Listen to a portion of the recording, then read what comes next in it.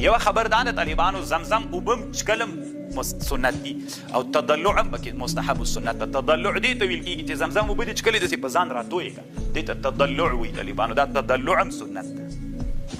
او یوه خبر دا د طالبانو افضل دي اوبو علامه زکریا صاحب په دې بحث کړی په دنیا کې افضل اوبه هغه اوبه دي چې د رسول الله له ګوتو نه وتلي اوبه دي. اسوي حدیبې او نورو ځایونو کې او په دې باندې د ډېر بحث کړی دی او علامه ابن شحنه هغې سوال کړی ده. دویمې اوبه طالبانو افضلې اوبه زمزم دي او درېیمې اوبه بیا د کوثر اوبه افضلې اوبه دي. طالبانو ورونو دلته نبي علیه السلام اوبه وچکلي وهو قائم، د زمزم اوبه یې وچکلي په ولاړه باندې. اوبه چکل په ولاړه باندې جایز دي خو مکرو تنزیهي دي.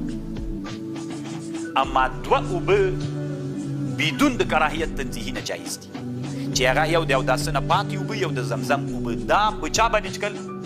په ولاړه باندې چکل بدون د کراهیت نه جایز دي. صحیح ده؟ خو افضلې سره قند دي په ناسته.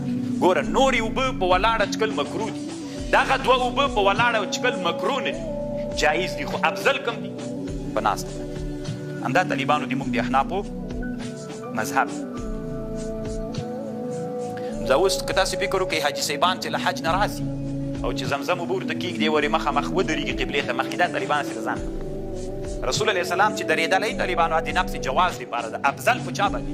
دا د موږ د احنافو مذهب د طالبانو دې مسلې ته فکر وي چې بیا غلط نه سي جګېږئ به نه ورته راوړي ته په ناسته باندې افضل دي. رسول الله چې چکلي یا نفس د جواز دپاره